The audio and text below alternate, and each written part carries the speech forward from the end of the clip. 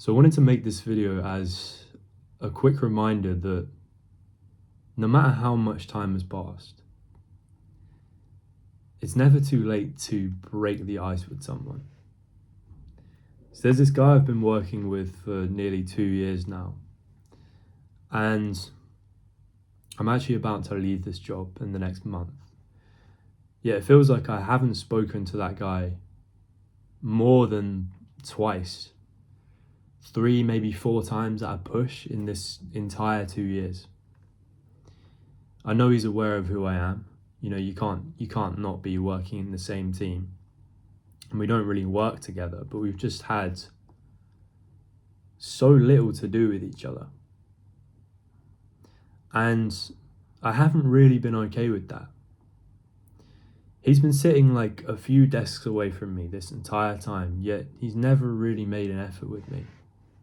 I'm friendly with a lot of my colleagues. I like to think I'm like an active member of the team. Yet I see him laughing and having a good time with them, talking about things that are anything not to do with work. And just wondering why we've never had that kind of dynamic.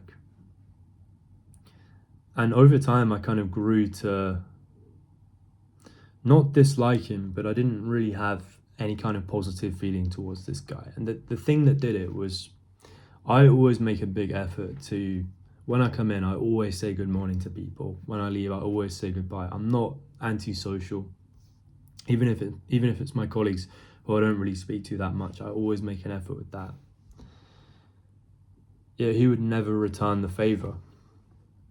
When he would leave at 5 p.m, I'd actually see him say goodbye to everyone but me.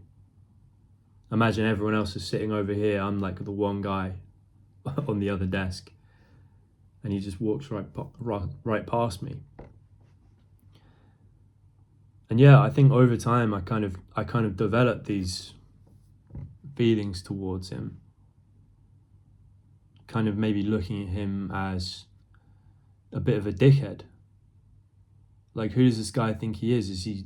Why is he treating me like I'm nothing? Like I'm not worth showing some common decency to.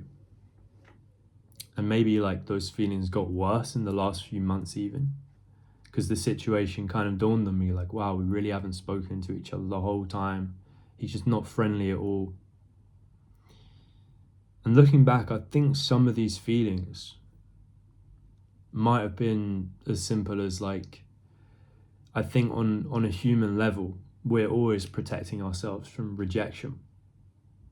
Even when that's not truly the case, and we can't confirm how other people feel about us, we kind of believe the worst, and we also try and defend ourselves. If we believe someone dislikes us, what I'm trying to say, if we believe someone dislikes us, we will have bad feelings towards them because we're trying to protect ourselves, and we almost reject this other person before we can confirm whether they've actually rejected us. It's like a defense mechanism, if that makes sense.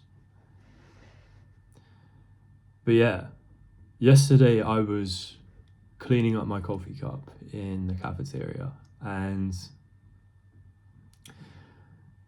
I noticed this guy walking behind me, and it's one of those situations where you're like, fuck. I feel kind of pathetic for saying it, but sometimes if it was like the reverse situation, I might have found the way to like either just not go in there or leave very quickly, because I think if I were in his position, I'd just be finding it awkward, like having to make small talk with this guy who it feels like we've ignored each other. And maybe I'm like taking my time washing up my cup so I don't have to turn around. But I realize he's taking his time as well. So I kind of just think like, fuck it. Like, I'm going to say something to him. I'm not going to be rude. So just ask him how he is, how his day's going. And he responds to me by talking about this quite complicated problem that he's been facing. And he's really talking about it in quite a lot of depth. And I'm like, oh, okay. I know it's a work thing, but he's got like a lot to say for himself, and he's not like facing me. He's kind of like looking at the floor. And then from there, it just moves on to like weekend and stuff. How was your weekend going? He talks about being at the football. I say, oh, okay, I'm actually thinking of moving to this place, where he goes to watch football. And then I kind of see like a change in his face. Just instantly becomes like a lot more positive. You know when sometimes someone's face like lights up a little bit, and he starts saying, oh yeah, I can help you with that. Like I can tell you like the best places to move to and all this. And suddenly he starts kind of volunteering all of this information. And I'm kind of thinking like, whoa, where did this come from? Like a minute ago, you weren't even looking at me. I kind of got the impression maybe I'd made a mistake talking to you. But just in like the short walk back into like the main office bit, we're talking and we're having quite a lively conversation, and on the topic of football. And like I actually end up like agreeing to, not necessarily with him, but I'm probably gonna go and see a football game where he lives. Maybe we go together. But it had me feeling really good after that.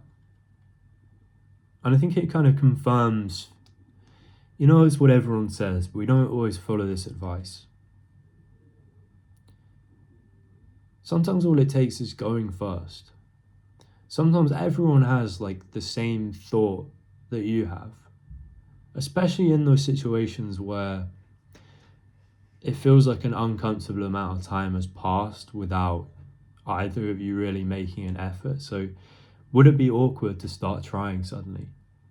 Would that look a little bit weird? Would that look desperate? And if two people hold the same thought, then the tragic thing is that's the kind of thing that stops the most compatible people from ever really knowing each other. I'm not saying every single person who you kind of don't engage with you're going to end up being best friends with, but that could be the case. Or at least you might stop yourself from meeting people who kind of add something to your life.